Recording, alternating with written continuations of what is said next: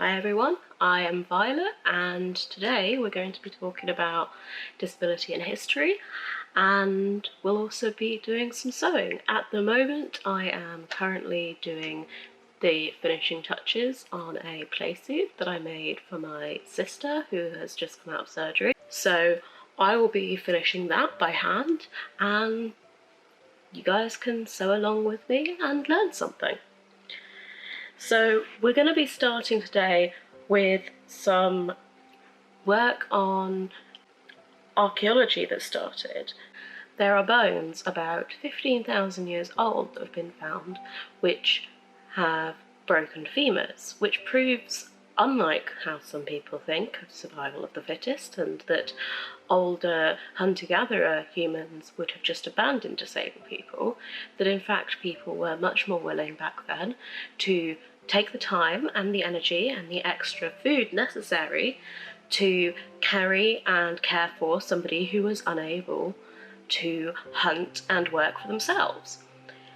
This challenges a lot of what disabled people nowadays hear around the fact that we should be self-selected out by Darwin's method of evolution and various other things, which is kind of bollocks, but there isn't a lot of information between then and the medieval period. So if we move into the medieval period, you have very mixed feelings around disability. Some people believed that disability was a punishment for sins by that person or their family.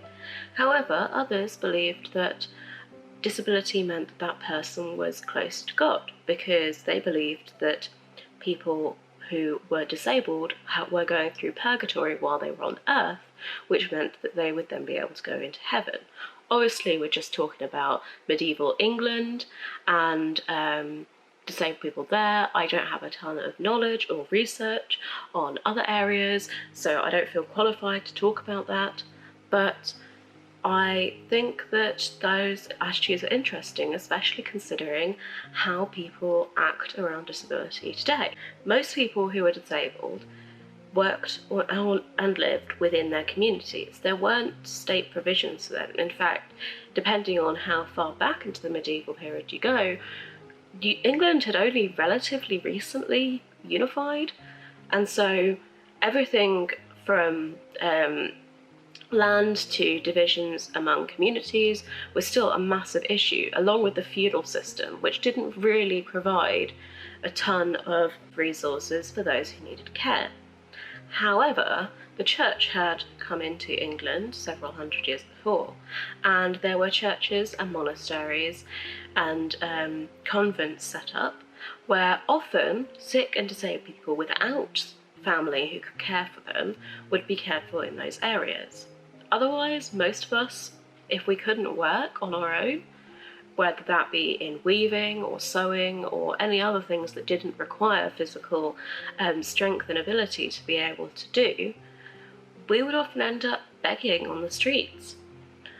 Unfortunately, we didn't often have the resources we have today. However, by no means did that mean that people just abandoned us. Families were very likely to keep them in their houses, and in fact there were provisions written in documents that have been found many, many years later showing that people had provisions put in place for their care after their family's death. During the medieval period, the first specialised hospitals for disabled people started popping up. These mostly specialised in leprosy, blindness and physical disabilities usually caused by accidents with tools and other machinery. The first mental hospital, Bethlehem, known as Bethlehem, which was the Bethlehem Hospital, was also founded during this time, and almshouses were set up for disabled and elderly people who couldn't pay for their own food and shelter to live in so that people could survive. This didn't mean that disabled people didn't have agency, however. People in this time still did things and learnt things for themselves.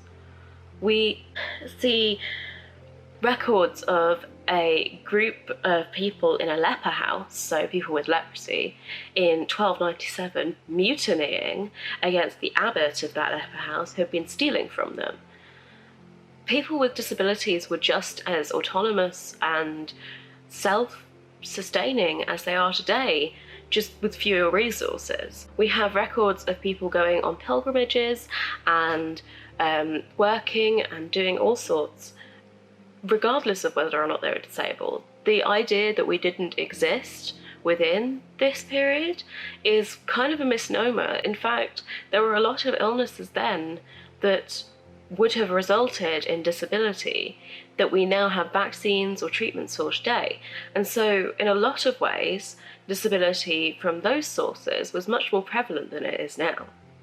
Within England, the medieval period was really the first time that there was specialised societal setup for caring for disabled people. Before this, usually people have been cared for within their communities or within their homes. This means that most of the time, if your family member was disabled, you had to look after them, unless you were living in tribal settings much, much earlier. So when we're talking about disabled people within the medieval period, we start to see things like almshouses, leprosy specialist hospitals, blindness specialty hospitals, provisions for people to be looked after within monasteries and churches, so that disabled people didn't lose that support when their family members died or could no longer look after them. So, from the 1200s on, the 13th century, the king held responsibility for natural fools or idiots, which is what we would know as learning disabilities today. This meant that the king would provide for those who had learning disabilities and couldn't provide for themselves. He had custody over their properties and assets, so he did get something out of it, but under their laws it did mean that he was required to provide shelter and food and general care for these people. Things changed a lot moving into the Tudor period. When Henry VIII split from the church, he ordered the destruction of many of the monasteries and churches that were looking after disabled people at the time. Hospitals in these areas were lost, along with the care and support that they provided the disabled people who were living in that community. For many people, this ended up with a lot less care, and poverty and life on the streets was the result. A petition in 1538 to Henry called for the refoundation of those hospitals because of the, quote, miserable people lying on the street, offending every clean person passing by the way. But very little of this happened during that period. Gradually, during this period, caring for disabled people became part of the community's duty, not just religious matters. Rich benefactors still gave money to fund buildings and care for the disabled, but it wasn't as much to save their souls as previously as it was to get a good reputation within the community. In London, new hospitals were being founded, and some of the old ones were in fact rebuilt. Most of these were public buildings funded by parish collections, taxes, donations. By the end of the 1500s, there were actually new almshouses and hospitals springing up around to take care of the people in their communities. However, there were very poor attitudes towards those people who couldn't make a living for themselves. There were poor laws that viciously punished those who were seen as sturdy vagabonds, those who were seen as able to work but unwilling to, those who were seen as the impotent poor, i.e. those who were actually considered disabled by their community, and it was obvious enough to them that they were supposed to be provided care and support according to their maladies and needs. This was sometimes okay. However, as we know today, this will have overlooked many people who did have disabilities that were much less obvious. Life was very different during this time compared to now, and disabled people could be very, very poor, or they could be living with their families. Some people with learning disabilities, who were considered natural fools, would be able to go and live at court, because the courts enjoyed having a fool there for their entertainment. These people would be assigned a keeper to look after them.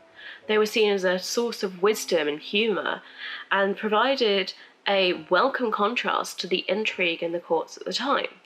The natural fool, Will Somer, and Jane the Fool can be seen in paintings of the royal family during the Tudor period. The only institution in England to survive this period was the Bethlehem Hospital, also known as Bedlam. In 1547, this hospital changed hands to the Corporation of London, and the first medically qualified superintendent was appointed. The hospital had problems with financial abuse and neglect for many of the years, but instead of mental health treatment being seen as a religious matter, mental health was finally starting to be seen as a medical matter, meaning that these people started to get whatever treatments they could consider as medical at the time. Again, contrary to popular belief, disabled people weren't isolated or kicked out of their communities. Most people lived in their communities and were treated with various home remedies, religious ceremonies, astrological ideas, and other traditional remedies. Other disabled people would marry and have children and work. Unless they couldn't work, these people would live just like everybody else. In 1570, we have records of a blind baker living with his wife, still working at 70 years old. In 1618, we have a very interesting event. It was the first signed death wedding. Thomas Speller married Sarah Earle in St. Botolph, Aldgate, London. It was an unusual occasion because Thomas, the blacksmith, was deaf and unable to speak, and he indicated his willingness to marry by making the, quote, best signs he could to show that he was willing to be married. The Lord Chief Justice decreed that marriages could take place without the vows being spoken by one of the parties. That meant that Thomas and Sarah could marry. They were the first people in England to marry without speaking their vows under this institutional set of rules. Another deaf man made marks on history 25 years later. There was a civil war going on in England at the time, and in 1643, John Diet, a deaf person nicknamed Dumb Diet, was a soldier with the Royalist forces who defended his town against Oliver Cromwell's army. He fired a bullet and killed Lord Brooke, a commanding officer of the Parliamentary Army. Diet was led back to his hometown as a hero and welcomed by his townspeople. In the very crowded and polluted cities of Elizabethan England, there were a lot of issues resulting from disabilities caused by those conditions. In 1570, the city of Norwich carried out a census of the poor, gathering information about the lives of 1,400 of the poorest people in that city. Within this census, they found 63 disabled men and women with lameness or crookedness of the arms and legs, missing limbs, blindness, or deafness. This means that we weren't uncommon, and we were living in our community. However, largely we were very poor unless we grew up and lived in a rich family. These records show that we weren't forgotten, we weren't non-existent. We as disabled people have always been here. We've been working, we've been living. We've been enjoying our lives alongside our families for as long as history can remember, from as far back as caring for people with broken femurs and looking after them with food and carrying them when they need to go, to the almshouses and mental hospitals in the Tudor period. We lived through this history. We were part of it. Unfortunately, there aren't many paintings or pictures of us. It's very difficult to see how to adapt the clothing of these periods to our own needs. These people couldn't have lived without the clothing being adapted, quite besides the fact that most clothing was custom made for those people during this time, which means that disabled people will have had their clothes made for their specific anatomy and needs. Wheelchairs weren't a thing yet in this period. That didn't come until the 19th century. But disabled people certainly didn't stay idle just because they were disabled. There were people who would move themselves around the street in various different ways. We have records of people moving around with contraptions with a board and wheels so they could pull themselves around by their hands. Disabled people were resourceful, and we did exist, no matter how much the history tries to forget us. I hope you enjoyed today. I hope you learned something, and I hope you got some sewing done. I would like to continue with this kind of stuff, and let me know if you liked it down below. Thank you very much.